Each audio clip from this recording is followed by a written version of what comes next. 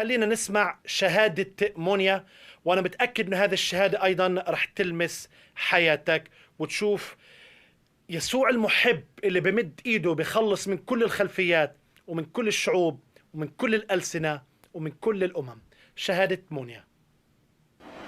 Donc où j'ai lu le Coran, après où j'ai été à la mosquée, je faisais vraiment la prière, le ramadan, j'avais vraiment envie de suivre. Je n'ai pas non plus fait dans un islam radicaliste, mais j'avais envie de cette soif de foi, de connaître vraiment d'où je viens, tout ça, c'était important pour mon intégrité, pour ma personne, pour me comprendre en fait. Mais quand j'allais, un exemple, à la mosquée ou chez mes amis, de partager des choses avec eux, c'était très enrichissant pour moi. Ce partage, cette fraternité que j'aime encore aujourd'hui et que j'ai vraiment apprécié en fait. Mais quand je rentrais chez moi et que j'étais seule, mon cœur il était toujours aussi vide. Et moi je voulais vraiment un signe direct de Dieu. Je m'attendais à quelque chose quoi. Déjà pour moi au début j'ai eu du mal parce que je comprenais pas pourquoi on répétait déjà souvent la même chose qu'on priait en fait. Bon, après c'est vrai qu'on a un moment vers la fin de la prière on peut dire ce qu'on veut en fait, mais c'est vrai que c'était très important de répéter et tout, et quand je demandais on me disait que parce qu'on a la soumission à Dieu c'est très important. Après ce que je voyais un respect qu'on devait vraiment respecter et se soumettre à ce Dieu en fait, un Dieu autoritaire. Et maintenant, aujourd'hui, j'ai plus un Dieu autoritaire, j'ai un Dieu d'amour. Alors, mon passage, c'était, je crois que j'avais 16 ans ou 17 ans, exactement. Et j'avais une de mes connaissances, en fait, qui me parlait de Jésus. Elle me parlait tout le temps d'un Jésus, et en plus, ça m'offensait vraiment. Je ne comprenais pas, et c'était une Algérienne aussi. Et pour moi, je la prenais pour une traître. Je me suis dit, pourquoi elle me parle tout le temps de Jésus? Alors que j'étais très fière d'être musulmane. Et je comprenais pas. Et c'est vrai qu'elle tout le temps, elle me voyait, elle avait vraiment tout le temps, elle venait vers moi, elle me cherchait en fait, sachant que j'étais en recherche de spiritualité, donc on va dire que j'étais assez accessible. Et c'est vrai que j'écoutais quand même ce qu'elle me disait, mais je restais très ferme sur ma position. Une fois, elle m'a invitée donc à venir à l'église, donc j'ai été dans cette assemblée. Et mon choc premier fut la phrase qui était écrite sur cette assemblée: tout ce qui est impossible aux hommes est possible à Dieu. Cette phrase, elle m'a marquée encore au jour d'aujourd'hui et elle m'a vraiment touchée en fait. Après, j'ai écouté le message, les chants. Les chants m'ont beaucoup émue. On parlait d'un Dieu d'amour, d'un Dieu divin, vraiment d'un Dieu qui nous aimait tel qu'on était. Qu'on n'avait pas besoin de faire plein de choses pour qu'il nous aime en fait. Et ça, c'est quelque chose qui m'a vraiment touchée. Mais beaucoup de caractère, donc beaucoup de fierté. Donc je ne l'ai pas dit. Et jusqu'à la fin, j'ai voulu être très dure et dire non, c'est n'importe quoi. Et encore, quand je suis rentrée chez moi, dans mon quartier, je suis partie dire à tout le monde que c'était une traître et une mécréante et qu'elle était à l'église. Et avec un cercle d'amis, on avait acheté un magazine. Et dans ce magazine, il y avait un cadeau offert. C'était un truc pour jouer à la magie, en fait. Et on s'amusait à tout le temps le faire, et à tout le temps, vraiment longtemps, quoi, à faire cette chose. Et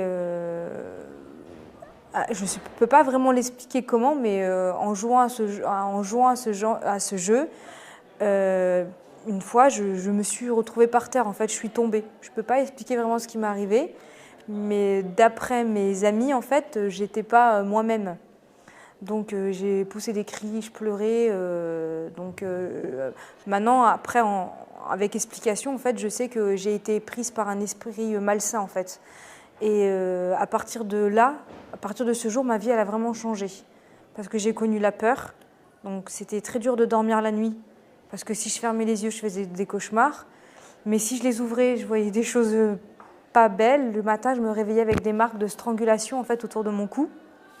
Donc, j'ai vraiment souffert, en fait. J'avais peur de me retrouver tout seul chez moi. Et j'avais du mal à l'expliquer à ma famille. Donc, je l'ai quand même dit à ma mère. Et ma mère voulait qu'on aille voir un taleb, comme on dit chez nous. Donc, oui, ils ont prié pour moi et tout. Et ça s'est calmé, en fait. Ça s'est un peu adouci pendant quelques jours. Mais après, c'est revenu et encore plus fort, en fait. Et j'étais vraiment désespérée. J'avais vraiment envie de mourir, en fait. J'ai re-rencontré cette jeune fille, cette jeune Algérienne. Et je lui ai dit, elle a vu que j'étais pas bien parce que j'étais dehors. Et elle en a parlé à sa mère. Et ils ont déjà commencé à prier pour moi sans que je le sache. Et puis elle m'a demandé d'enlever dans ma chambre tout ce qu'il y avait avec Allah, les écritures arabes en fait. Donc j'ai enlevé, en fait elle m'avait dit dans ma chambre, mais moi j'ai enlevé tout ce qu'il y avait dans ma maison. J'ai enlevé toutes les écritures arabes de ma maison en fait. Et à l'ordinateur, j'ai sorti cette phrase.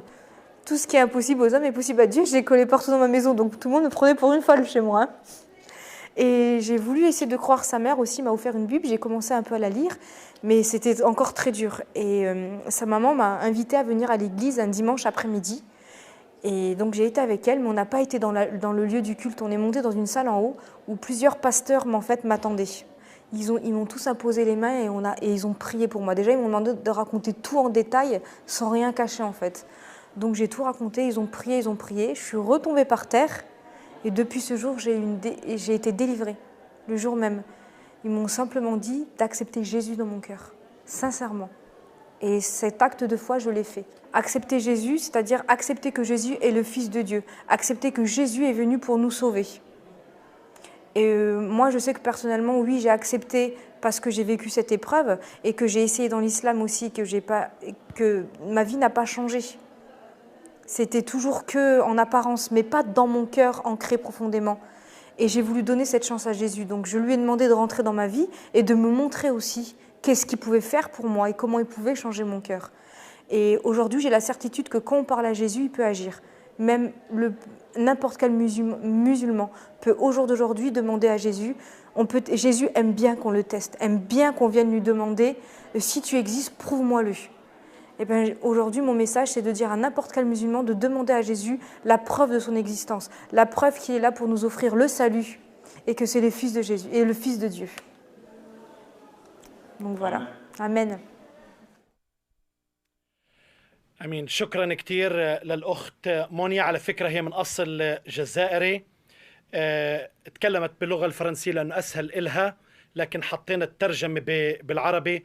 لكن باختصار شديد، يعني الله لابد انه يجد كل شخص بيبحث عنه ويطلب من كل قلب صادق وطاهر.